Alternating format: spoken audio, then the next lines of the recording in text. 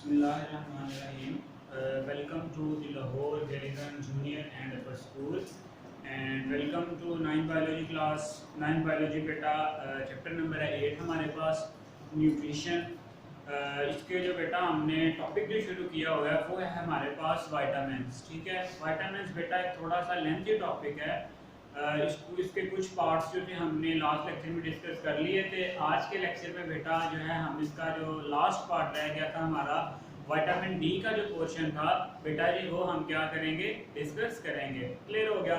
चलें, last lecture में बेटा हम विटामिन सी और विटामिन ए के बारे में जो है काफ़ी डिटेल में डिस्कस कर चुके हैं। तो बेटा ये जो आपके पास विटामिन्स हैं इनमें आपने सबसे जो इम्पोर्टेंट चीज़ याद रखनी होती है वो 3 चीज़ें हैं बेटा। सबसे पहले आपने देखना होता है कि ये जो विटामिन है इसका फंक्शन क्या है, ठीक है, इसकी इंपॉर्टेंस क्यों है, ठीक है। दूसरा बेटा हमने ये देखना होता है कि ये जो विटामिन्स हैं ये कहाँ से लिए जा रहे हैं, ठीक है, इन विटामिन्स के सोर्सेज क्या हैं आपके पास। Clear?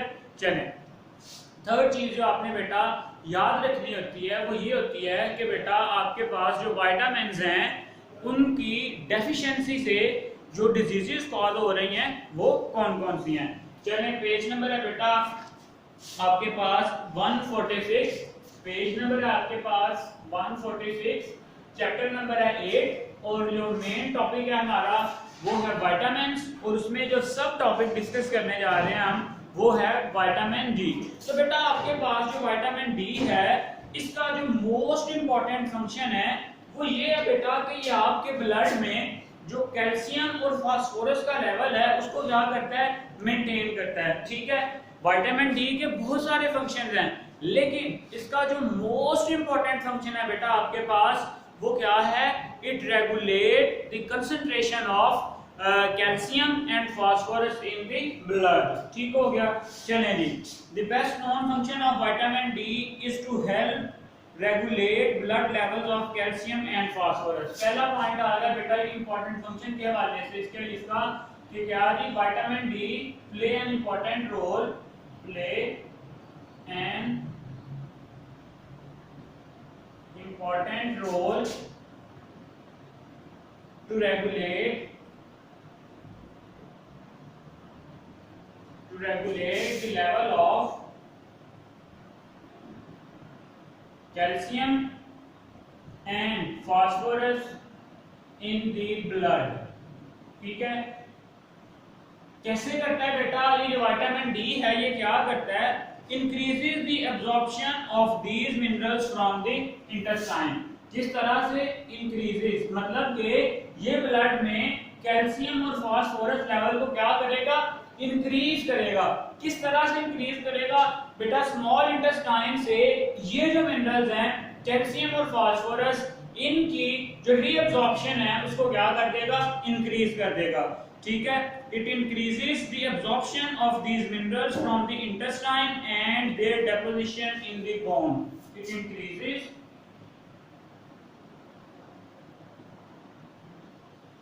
Absorption of calcium and phosphorus from the intestine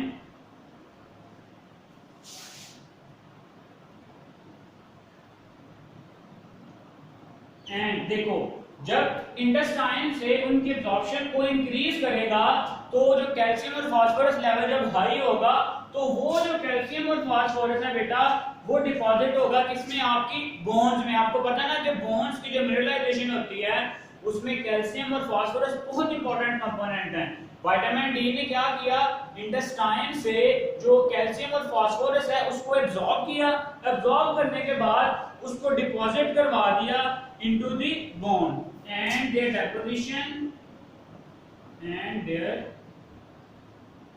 deposition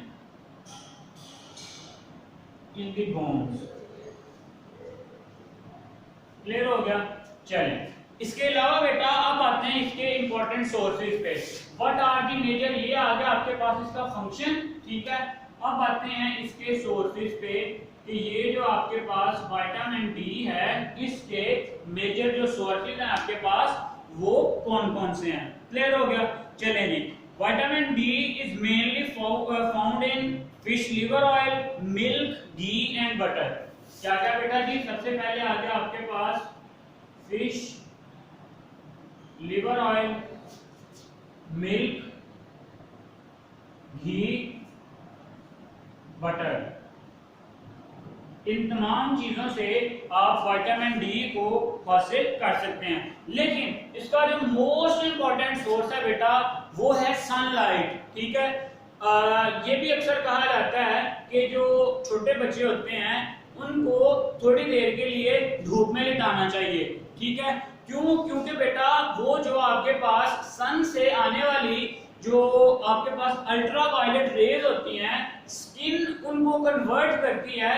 आपकी बॉडी में एक कंपाउंड होता है, जब उस कंपाउंड पे वो अल्ट्रा वायलेट रेज पड़ती हैं तो वो जो कंपाउंड है वो कन्वर्ट हो जाता है किसमें? विटामिन डी में कन्वर्ट हो जाता है। ठीक है, it is also synthesized by skin when ultraviolet radiation from sun are used to convert a compound into vitamin D. It is also synthesized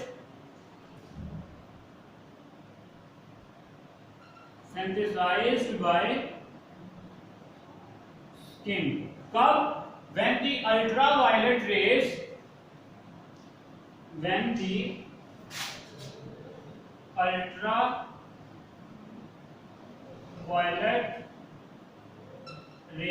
from the sun, when the ultraviolet rays from the sun convert a compound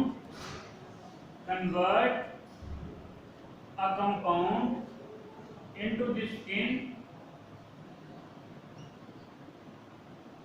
into vitamin D. Clear हो गया? चलिए कि ये जो आपके पास vitamin D है इसको जो आपकी स्किन है वो भी क्या कर रही होती है? सिंथेसाइज कर रही होती है। अब आते हैं डेफिशिएंसी पे। अब देखें इसका क्या काम था कि इसने कैल्शियम और फास्फोरस को इंटेस्टाइन से लेके बोन्स में क्या करवाना था? डिपॉजिट करवाना था। अगर प्रॉपर अमाउंट में ये विटामिन डी नहीं होगा तो ऑब्वियसली हमारे पास जो बोन्स हैं वो क्या होंगी? इफेक्ट होंगी। ठीक है, long term deficiency of vitamin D effects bones. ठीक है, चलें यहां पे बेटा डिस्कस कर लेते हैं हम इसकी डेफिशिएंसी।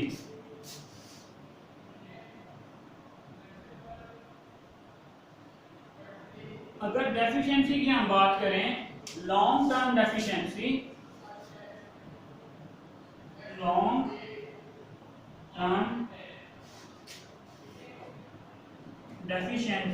क्या करती है? इफेक्ट दी बोन्स,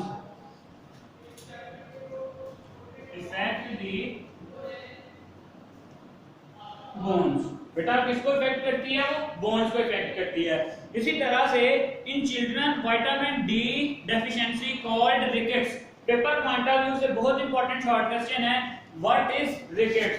ठीक है, चिल्ड्रन में बेटा यही जो आपके पास विटामिन डी डेफिशिएंसी है ये एक डिजीज कॉज करती है जिसे हम कहते हैं रिकेट्स।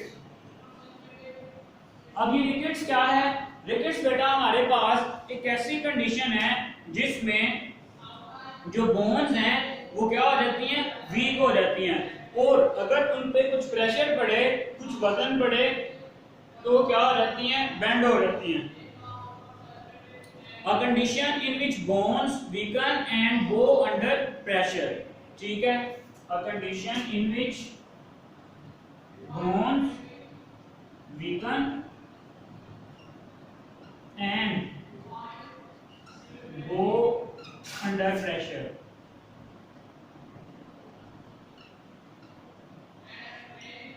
ठीक है, ये एक ऐसी कंडीशन है जिसमें जो आपकी बोन्स हैं वो क्या हो जाती हैं? वीक हो जाती हैं, और जब उन पे कोई प्रेशर पड़ता है तो वो क्या हो जाती हैं? बेंड हो जाती हैं, बो हो जाती हैं। ठीक है, in adults vitamin D cause osteomalacia. ठीक है, चिल्ड्रंस में बेटा ये रिकेट्स कॉज करती है, और अगर एडल्ट्स की बात करें बड़े लोगों में तो ये जो एडल्ट्स हैं, एडल्ट्स में यही जो विटामिन डी है ये कॉज करती है ओस्टियो मलेशिया, ठीक है। ओस्टियोमलेशिया बेटा आपके पास क्या है, ओस्टियोमलेशिया एक ऐसा आपके पास डिसऑर्डर है, एक ऐसी डिजीज है जिसमें क्या होता है, softening bone, increasing the risk of fracturing of bone. Osteomalacia आपके पास सॉफ्टनिंग ऑफ बोन, मतलब जो आपकी बोन्स हैं वो क्या होती हैं, हार्ड होती हैं, लेकिन वो क्या हो जाती हैं इस डिसऑर्डर में, इस डिजीज में जो बोन्स हैं वो सॉफ्ट हो जाती हैं। क्यों? क्योंकि उनमें कैल्शियम और फास्फोरस की जो डेपोजिशन है वो क्या हो जाती है, कम हो जाती है। सो ज्यादा चांसेस होते हैं for the fracture, for the fracturing of bones. Clear हो गया? चलें, this is all about the vitamin D. हमने डिस्कस किया बेटा कि विटामिन डी आपके पास किस तरह से बॉडी के लिए इंपॉर्टेंट है, ठीक है। हमने सबसे पहले इसका फंक्शन देखा है, हमने सबसे पहले बेटा इसका फंक्शन देखा है। इसके फंक्शन में हमने डिस्कस किया है कि आपके पास जो विटामिन डी है वो आपका जो ब्लड कैल्शियम और फास्फोरस लेवल है उसको मेंटेन करने के लिए क्या होता है, जरूरी होता है। किस तरह से मेंटेन करता है बेटा, ये कैल्शियम और फास्फोरस की जो एब्जॉर्प्शन है फ्रॉम द इंटेस्टाइन उसको इंक्रीज करता है, ठीक है। और आपकी जो बोन्स हैं उनमें यही जो कैल्शियम और फास्फोरस हैं उनको डिपॉजिट करवा देता है। इस तरह से जो आपकी बोन्स हैं वो हार्ड होना शुरू हो जाती हैं। अब इसके सोर्सेज में आते हैं, fish liver oil, milk, ghee and butter, ये सारे के सारे इसके क्या हैं, सोर्सेज हैं जहां से बेटा हम इस जो विटामिन को हासिल कर सकते हैं। फिर इसके अलावा हमारी जो स्किन है वो भी एक विटामिन सिंथेसिस करती है, जिसको हम कहते हैं विटामिन डी। किस तरह से बेटा, आपकी स्किन पे जब सूरज से आने वाली अल्ट्रावायलेट रेज पड़ती हैं तो आपकी स्किन में एक ऐसा कंपाउंड है जो कन्वर्ट हो जाता है किसमें, विटामिन डी में, ठीक है। इसी तरह से लास्ट में हमने देखा इसकी डेफिशिएंसी, अगर बहुत ज्यादा देर तक जो विटामिन डी की डेफिशिएंसी रहे तो जो बोन्स हैं वो क्या हो जाएंगी, सॉफ्ट हो जाएंगी आपके पास। तो चिल्ड्रन में जो डिजीज कॉज होती है उसको हम कहते हैं रिकेट्स। रिकेट्स में बोन्स वीक हो जाती हैं and go under pressure, bent हो जाती हैं अंडर द प्रेशर। दूसरी तरफ आता है आपके पास एडल्ट्स में यही जो विटामिन डी डेफिशिएंसी है ये ओस्टियोमलेशिया कॉज करती है। और ये जो ओस्टियोमलेशिया है ये बेटा आपके पास सॉफ्टनिंग ऑफ बोन्स है, जिसकी वजह से जो बोन्स में फ्रैक्चर के जो चांसेस हैं वो बहुत ज्यादा हो जाते हैं। क्लियर? चलें, this is all about the vitamins. एक बेटा टेबल डिस्कस किया गया है यहाँ पे, जो एक ब्रीफ समरी है जितना भी हमने डिस्कस किया है उसके हवाले से जितने भी विटामिन्स डिस्कस किए हैं उनके टेबल की फॉर्म में बेटा यहाँ पे मेंशन किया गया है। टेबल नंबर है आपके पास, टेबल नंबर है आपके पास 8.3, पेज नंबर है 146, ठीक है। इसमें आपके पास अलग अलग जो विटामिन्स हैं उनके सोर्सेज, उनके फंक्शन और उनके जो है आपके पास डेफिशिएंसी सिम्टम्स भी यहाँ पे क्या की गई हैं, मेंशन की गई हैं, ठीक है। यहाँ पे बेटा आ जाएगा ऊपर आपके पास मेन हेडिंग में हम कौन सा विटामिन डिस्कस कर रहे हैं, ठीक है। फिर सोर्सेज, नेक्स्ट यहाँ पे जो आपके पास सोर्सेज के बाद फंक्शंस, फंक्शन के बाद यहाँ पे बेटा डेफिशिएंसी सिम्टम, डेफिशिएंसी सिम्टम्स, ठीक है। चलिए सबसे पहले देखते हैं, रिवाइज करते हैं विटामिन ए को। विटामिन ए को अगर हम देखें तो बेटा उसके सोर्सेज क्या क्या थे आपके पास, vitamin A leafy green vegetables, yellow fruits, fish, liver, egg, milk and the butter, ठीक है। लीफी वेजिटेबल्स, लीफी वेजिटेबल्स, इसके अलावा आपके पास जी येलो फ्रूट्स, फिर था जी आपके पास फिश, फिर लीवर, फिर मिल्क, फिर घी और इसी तरह से बटर, ठीक है। ये सारे के सारे सोर्सेज हैं विटामिन ए के। विटामिन ए का फंक्शन क्या है? Vision in dim light. ये हम सारे के सारे डिटेल में भी डिस्कस कर रहे हैं, यहाँ पे सिर्फ बेटा उनकी ब्रीफ समरी है। Vision in dim light, vision कहते हैं देखने को, विजन इन डिम लाइट। क्यों? क्योंकि बेटा जो आपकी रेटिना, जो इनर मोस्ट लेयर होती है आपकी आई की, उसमें आपके पास रॉड सेल्स होते हैं। वो जो रॉड सेल्स हैं उनमें एक रेडॉक्सिन प्रोटीन होती है, जो ऑप्सिन और विटामिन ए के कंबाइन होने से क्या होती है? बनती है। जब वो रेडॉक्सिन प्रोटीन कम होगी तो जो आपकी विजन है वो क्या होगी? प्रॉपर नहीं होगी। सो विटामिन ए का फंक्शन आपके पास क्या है? Vision in dim light. इसी तरह से cell differentiation and growth, cell differentiation,